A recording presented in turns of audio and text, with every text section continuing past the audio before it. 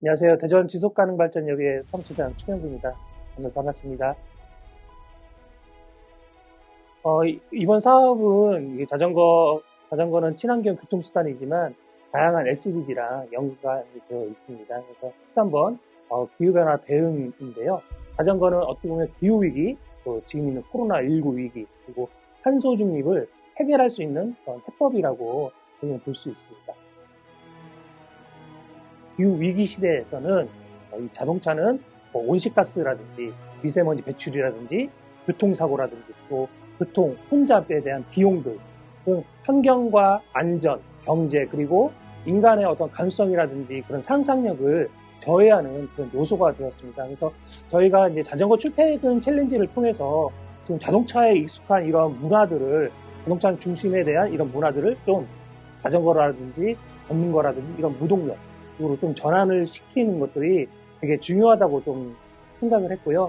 또 지금의 에너지의 문제라든지 기후변화의 문제, 탄소 중립과 같은 이러한 것들을 해결할 수 있는 방법이 무엇이 있을까라고 생각했을 때 그럼 자전거를 좀 대안으로 만들어 보자라는 취지로 해서 저희가 이 사업을 좀 추진하게 되었습니다. 자전거 출퇴근 챌린지는 2019년도부터 진행을 했습니다. 당시 2019년 당시에 6개 도시가 공동으로 저희가 진행을 했습니다. 그러던 중에 올해는 한 18개 도시가 했는데요. 상반기에는 지역들이 다 모여서 기획회의를 합니다. 기획회의를 해서 올해 사업은 어떻게 할 것인지 그리고 이번에 자전거 정책, 쉽게 말하면 어떤 분한테 상을 줄 것인지 또 룰 같은 것들을 좀 상반기 때 정하고요. 각자 도시에서 각자 나름대로 자전거 출퇴근 챌린지를 진행을 하고요.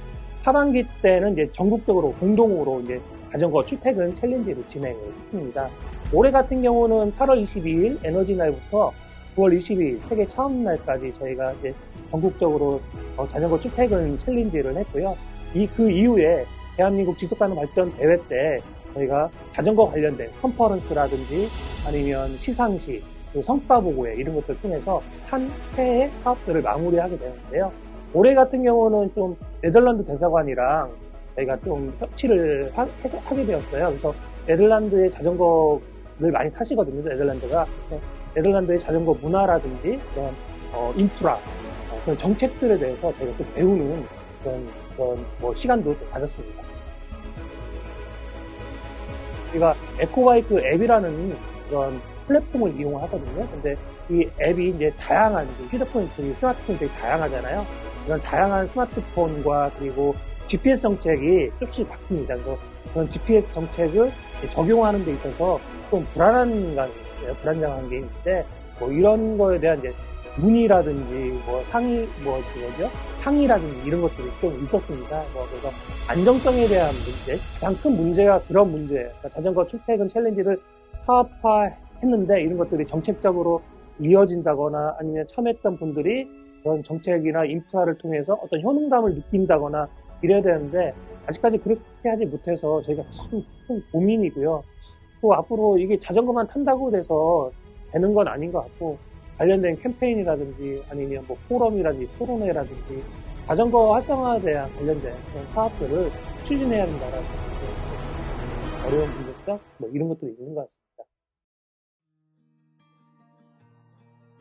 캠페인을 하려고 저희가 다 모아서 얘는 자전거를 타고서 이제 도시를 이렇게 보는 캠페인을 하겠다 할 때 안에서는 못하게 하죠. 위험하다, 시작해서 아침에 민원 많이 들어온다, 시작해서 이런 것들이 되게 많이 들어와요. 그러니까 실질적으로 시민들은 탄소 중립을 위해서 이것저것 아기자기하게 많이 하는데 이런 것들을 이제 반에서 도와줘야 되는데 아직까지 시민들도 자전거 안 타는 사람들은 되게 불만이 많으시고, 왜냐하면 자동차가 가야 되는데 자전거 옆에 끼면 안전의 문제라든지 이런 것들 막 침해한다라든지 이런 것도 많이 생각하기 때문에 수용성이 지금 아직까지는 되게 낮거든요. 그렇다고 한다면 시민들이 이런 자발적인 실천을 했을 때 반에서 적절하게 이렇게 도와주신다면, 함께 해주신다면 좀 더 그 성과가 더 나고 이게 어찌 보면 정책적으로 더 변화될 수가 있을 거라고 생각이 들어요. 근데 좀 장점이었던 건 뭐냐면 저희가 자전거 출퇴근 챌린지라면서 지방정부가 아닌 국민건강보험이라든지 관련된 그런 기관에서 같이 생활한 저희가 많이 들어왔어요. 그래서 대전 같은 경우는 올해는 건강관리보험, 그 대전, 충남, 세종, 충청 지역 본부랑 같이 했어요. 그래서 그런 이벤트도 많이 했고 캠페인도 또 많이 했고 또 LX라고 해서 그 LX에서도 우리가 달린 만큼의 그 후원금을 해주셔갖고 그 돈으로 저희가 기부도 했습니다.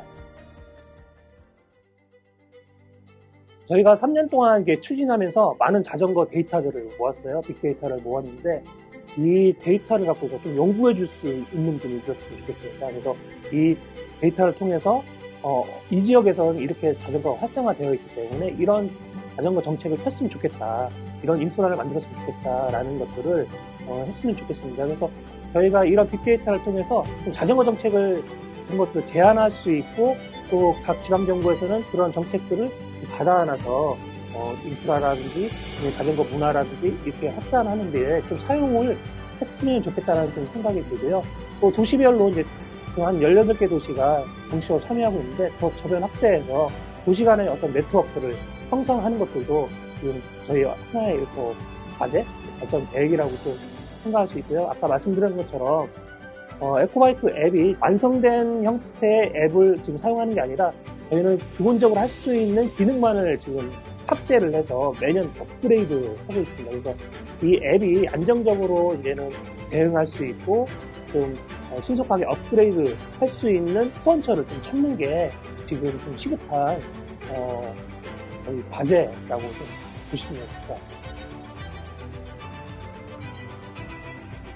자전거 출퇴근을 통해서 자전거를 통해서 지역사회가 아니면 지역의 공간 구조가 지역의 에너지 문제라든지 그런 탄소 중립에 대한 문제들이 해결할 수 있는 하나의 대안적인 교통수단이다 라는 것들을 되게 많이 느꼈고요.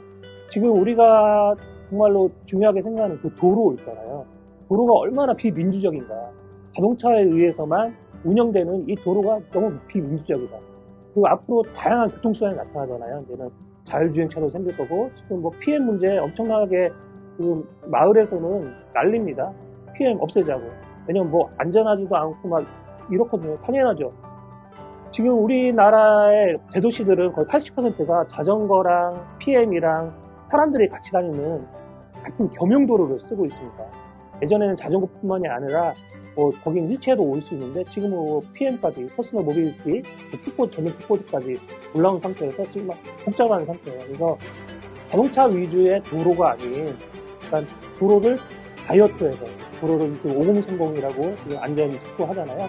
5030을 하면 도로를 줄일 수 있어요. 좁힐 수 있기 때문에 그런 짜투리 도로에다가 자전거랑 TM이 다닐 수 있는 도로를 건설해주고 걷는 사람들은 안전하게 걸을 수 있는 그런 도로를 만들어야 된다고 생각이 들었습니다. 그래서 기후위기 시대이기 때문에 이런 도로의 전환부터 도로에 대한 어떤 철학부터 좀 바꿔야 된다라는 그런 생각들을 좀 이런 프로그램을 통해서 좀 느끼게 됐습니다.